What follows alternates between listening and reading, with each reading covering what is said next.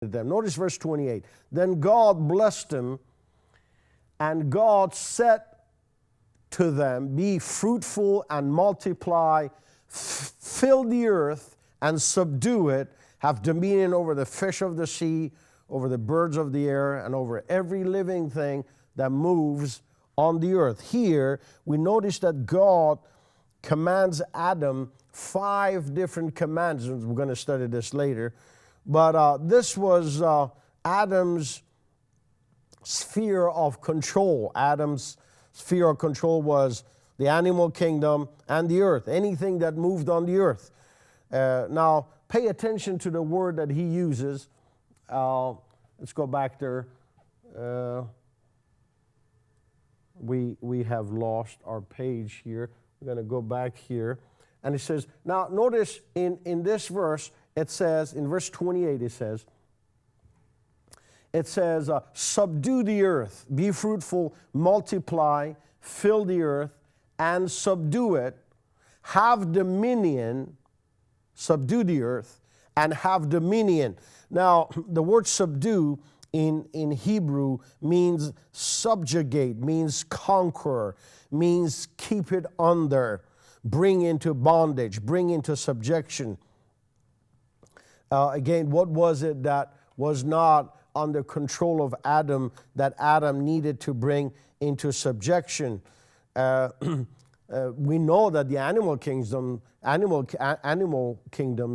were under him, under his subjection. We know that Adam brought these animals before God and named them, so he had the ability to subjugate the animals. And what else was on the earth that God said you have to subjugate? So if the animals were subjugated to him, if the animals were subject to him, what was it that wasn't? Well, here we understand that Satan was one of those beings that appeared as a form of a serpent before Eve and Adam. And he was an entity, a force on the earth that was not subject to Adam. God gave Adam the authority to subjugate Satan, to bring that angelic being, to bring that spirit being into his dominion, into his subjection. But Adam refused to do that by allowing that being, that spirit being, to talk or deceive his wife.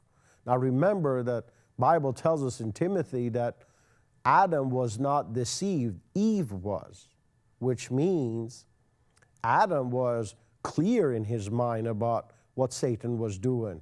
God had already put the plan before him and told him what he needs to do, but Adam refused to obey God, and instead he obeyed Satan.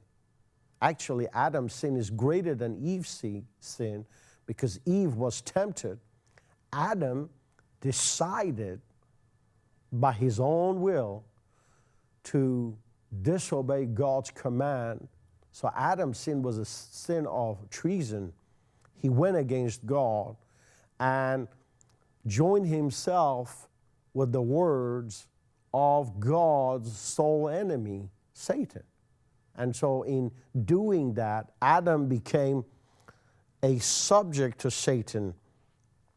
So Adam, when sin entered into man's heart through Satan, man became dominated by that satanic nature. Now notice in these, within the realm of the dominion of Adam, God does not give any control over another human beings to Adam. He doesn't say subjugate another of those things that he tells him to subjugate. He never tells him to subjugate another human being. So we see here, and this is an extremely important point that you have to write this down, that man is outside of territory of subjugation because Satan's authority on the earth has been given to him by Adam. If Satan, listen to this, if Satan had authority over Adam, Satan did not need to deceive Eve. He would automatically subjugate him. You don't deceive people that are subjugated to you. You just command them and they obey. You don't have to use deception or lie and deceitfulness in order to bring them under your control. You just tell them this is the way you do it, and they'll do it instantly. So Adam was not subjugated to Satan, nor Eve. But what it was, God gave the authority to Adam, and Adam sold that authority to Satan. But Adam's 5 commandments that God gave him, none of it was in regard to have authority or subjugate another human being. So, therefore, the authority that Adam gave to Satan, it means is the authority that Satan cannot subjugate human beings, because that wasn't part of the deal. See, if you give me $5 and I give that $5 to somebody else, that person has only $5, not 6, but 5, because that's what I had. So Satan does not have authority over mankind, and the authority that he has over man, man has given to him by his own will.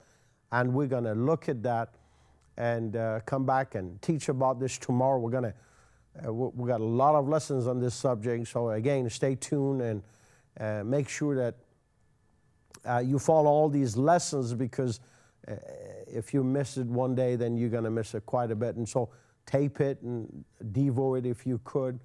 And if I encourage you, order these tape series on the Believer's Authority from our website. You only can order it through our website.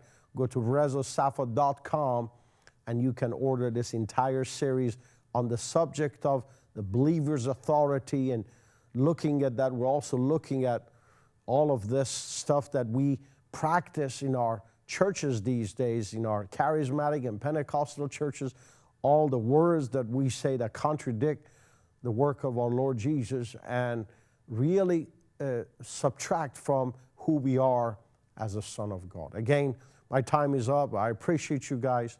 Thank you so much for being faithful to the Word, and thank you for those of you who support our broadcasting to the Middle East on a daily basis. We're reaching thousands of Muslims, and God is touching so many people, and for that we never cease to thank Him, and also so grateful for your partnership with us. And if you're not a partner, please call that number on your screen and become a partner with us.